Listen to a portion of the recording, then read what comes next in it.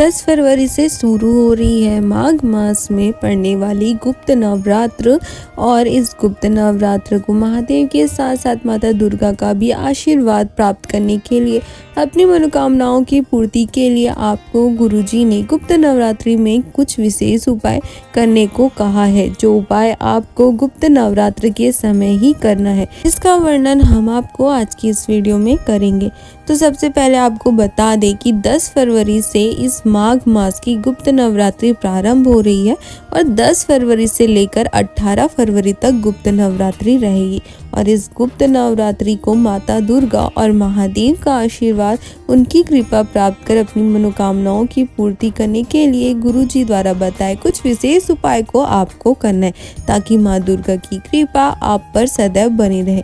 तो चलिए आपको बताते हैं कि आज की इस वीडियो में हम किन किन उपायों का वर्णन आज की इस वीडियो में हम आपको करेंगे। तो सबसे पहला उपाय रहेगा, आपके बच्चे अगर बिगड़ रहे हैं, आपकी नहीं सुनते हैं, तो उसके लिए। दूसरा है घर की सुख शांति समृद्धि के लिए, धन वृद्धि के लिए। तीसरा है शीघ्र विवाह के लिए। चौथा, आपकी कोई विशेष मनोकामना हो, महादेव का दर्शन प्राप्त करना चाहते हो तो उसके लिए। और पांचवा है पति पत्नी में कलेश हो रहे हो तो उसके लिए। अपने जीवन की इन सभी समस्याओं के लिए आपको गुरुजी द्वारा बताए इन 5 महा उपायों को करना है। ये सारे उपाय आपको सिर्फ और सिर्फ गुप्त नवरात्रि में ही करना है, तो आप वीडियो को ध्यान से सुने। तो चलिए वीडियो को शुरू करते हैं। तो सबसे पहला उपाय गुरुजी ने कहा कि शिव महापुराण की कथा वर्णन करती है कि अगर आपको लगता है कि आपके घर के बच्चे बिगड़ रहे हैं, आपकी नहीं सुनते हैं, गलत रास्ते पर जा रहे हैं, आपको पलटकर जवाब दे देते हैं, आपकी नहीं सुनते, बड़ों का आदर नहीं करते, सम्मान नहीं करते हैं, तो आपको इस विशेष उपाय को करना है। इसके लिए आपको सिर्फ माता दुर्गा के मंदिर जाकर लाल पुष्प, लाल चूड़ी और लाल चंदन आपको माता रानी को समर्पित करना है। और फिर आपको अपनी झोली फैलाकर माता रानी से प्रार्थना करना है कि माता, ये मेरा बेटा है या बेटी है, इसे आप सद्बुद्धि दे, सत्मार्ग प्रदान करें।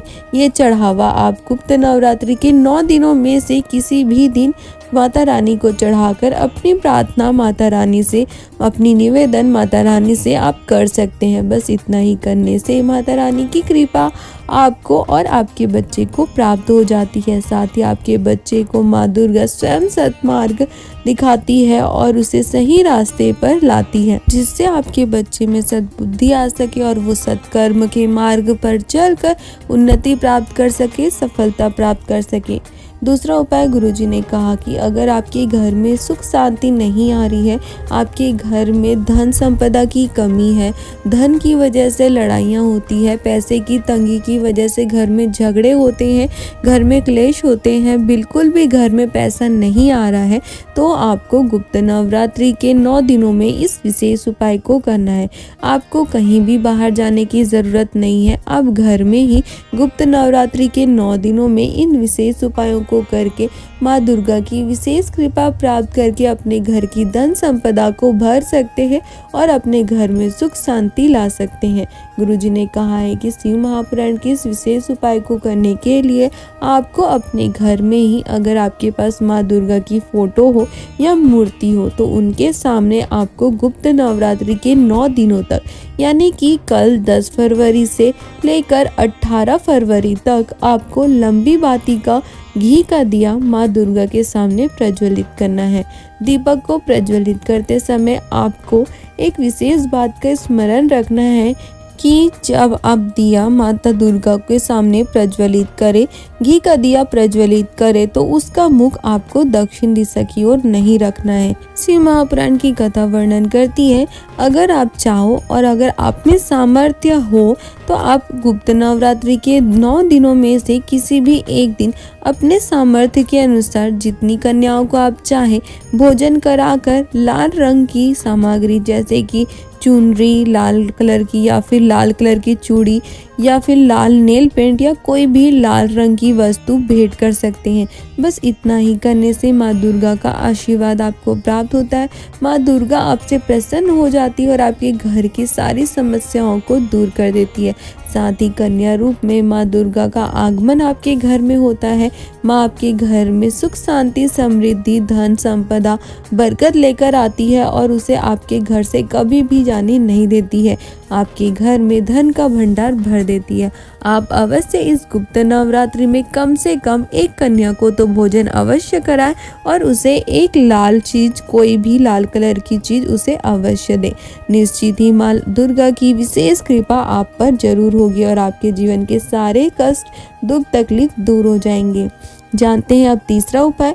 गुरुजी ने तीसरा उपाय शिव महापुराण में वर्णित गुप्त नवरात्र के शीघ्र विवाह वाला बताया। गुरुजी ने कहा कि जिन बेटा बेटियों का विवाह नहीं हो रहा है, उनकी उम्र 30 साल 32 साल 36 साल हो गई है, उससे ज़्यादा हो गई है और उनका विवाह नहीं हो रहा है या फिर अच्छे रिश्ते नहीं आ रहे हैं, तो गुरुजी ने कहा कि उन बेटा बेटियों को इस गुप्त नवरात्र के इस विशेष उपाय को करना है। इस गुप्त नवरात्र का यह उपाय बहुत ही ज़्यादा विशेष है, तो आप इस गुप्त नवरात्र के पावन अवसर पर ये पावन उपाय को करने से बिल्कुल भी ना चूकें। इसके लिए आपको गुप्त नवरात्रि की, जो कि 10 फरवरी यानी कि कल से प्रारंभ हो रही है, उसके पंचम दिन यानी कि 14 फरवरी को आपको इस विशेष उपाय को करना है। इस विशेष उपाय को करने के लिए आपको बहुत ही आसानी से उपलब्ध होने वाले कुछ विशेष चीज़ों की आवश्यकता होगी, जो कि आपको आसानी से उपलब्ध हो जाएगी। इसके लिए आपको एक आम की पत्ती चाहिए और थोड़ी सी पीसी हुई हल्दी और सिंदूर या रोली चाहिए। साथ ही आपको थोड़ी सी पीली चावल और थोड़ा सा लाल चावल चाहिए। चावल में हल्दी मिलाकर आप चावल को पीला कर सकते हो और चावल में थोड़ा सा सिंदूर मिलाकर आप चावल को लाल कर ले। फिर आपको आम की पत्ती के ऊपर 2 स्वास्तिक बनाना है। एक स्वास्तिक आपको पीसी हुई हल्दी से बनाना है, थोड़ा सा गीला करके उसे में पानी डाल के, और दूसरा स्वास्तिक आपको सिंदूर या फिर रोली से बनाना है।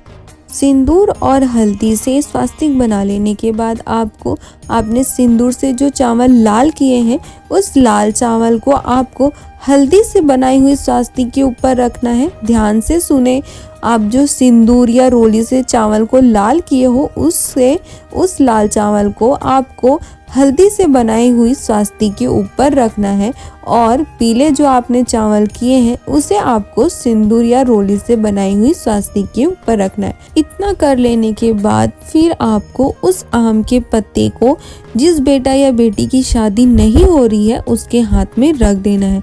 फिर उन्हें अपना नाम और गोत्र बोलना है और फिर उस आम के पत्ते को आपको नीम के पेड़ के नीचे छोड़ देना है। बस इतना ही कर देने से यह निश्चित है कि उस बेटा बेटी के लिए अच्छे रिश्ते आने शुरू हो जाते हैं और बहुत ही जल्दी उनका विवाह हो जाता है। शिव पार्वती जैसे जोड़ी उनकी बनती है और स्वयं शिव पार्वती का आशीर्वाद उन्हें प्राप्त होता है। जीवन भर साथ रहते हैं, खुश रहते हैं। गुरुजी ने कहा कि आपको इस विशेष उपाय को नवरात्रि के पंचम दिन में यानी कि 14 फरवरी को इस विशेष उपाय को करना है। साथ ही इस विशेष दिन यानी कि 14 फरवरी को गुप्त नवरात्रि के पंचम दिन के साथ साथ बसंत पंचमी की भी विशेष तिथि है, इसलिए आप इस उपाय को अवश्य करें, जिससे आपकी शादी में जो अड़चनें आ रही होगी वो दूर हो जाएगी और माँ दुर्गा के साथ साथ महादेव की भी विशेष कृपा आपको प्राप्त होगी और आपकी भी जोड़ी शिव पार्वती जैसी बन जाएगी। चौथा उपाय गुरुजी ने कहा कि शिव महापुराण की इस विशेष उपाय को करने से, गुप्त नवरात्र की इस विशेष उपाय को करने से माता जानकी यानी कि माता सीता को भगवान श्री राम के दर्शन हुए थे। उनकी भगवान श्री राम के दर्शन करने की मनोकामना गुप्त नवरात्रि में इस उपाय को करने से पूरी हुई थी।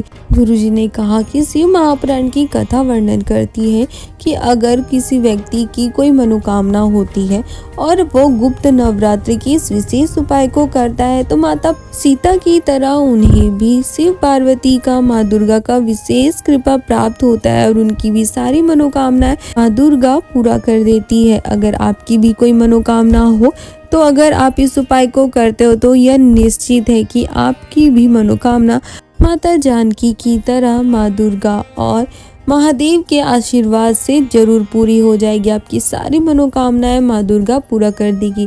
यह उपाय आपको इस गुप्त नवरात्र के पहले दिन से 9वें दिन तक, यानी कि आपको पूरे 9 दिनों तक इस विशेष उपाय को करना है।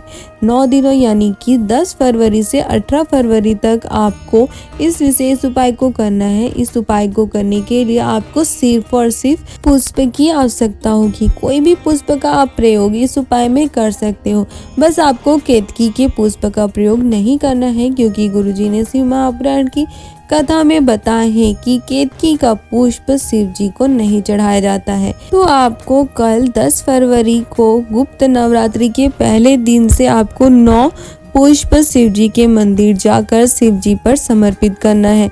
यहाँ जहाँ आपको मन हो आप शिव जी के शिवलिंग के ऊपर 9 पुष्प को चढ़ा सकते हैं। गुरुजी ने कोई विशेष स्थान नहीं बताया है। जहाँ आपको पुष्प अर्पित करना हो, आप शिव जी के शिवलिंग का श्रृंगार करते हुए उस पुष्प को शिव जी के शिवलिंग के ऊपर श्री शिवाय नमस्तुभ्यम मंत्र का या पंचाक्षर मंत्र नमः शिवाय या षडाक्षर मंत्र ओम नमः शिवाय का स्मरण करते हुए समर्पित कर सकते हैं। गुरुजी ने कहा कि पहले दिन आपको 9 पुष्प समर्पित करना है। गुप्त नवरात्रि के दूसरे दिन आपको 18 पुष्प समर्पित करना है। तीसरे दिन आपको 27 पुष्प समर्पित करना है। इसी तरह आपको 9 फूल बढ़ाते हुए शिव जी पर रोज 9 दिनों तक पुष्प समर्पित करना है।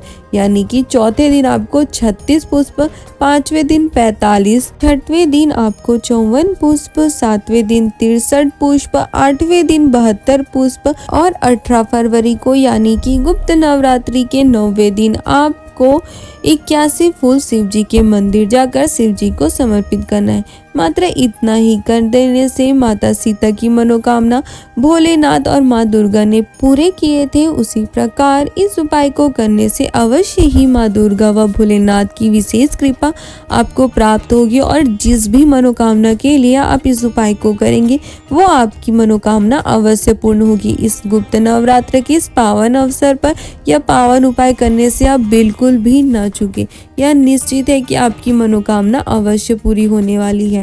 5वां और अंतिम उपाय गुरुजी ने बताया कि शिव महापुराण की कथा वर्णन करती है कि अगर पति पत्नी में क्लेश हो रहा है, रिश्ते टूट रहे हो, आपस में बहुत ज़्यादा तनाव बनी हुई है, तो आपको गुप्त नवरात्रि का यह विशेष उपाय करना है। इस विशेष उपाय को करने के लिए आपको माँ दुर्गा के मंदिर जाकर एक ध्वजा लगाना है। मंदिर में ध्वजा आपको मक्खन लगाकर लगाना है।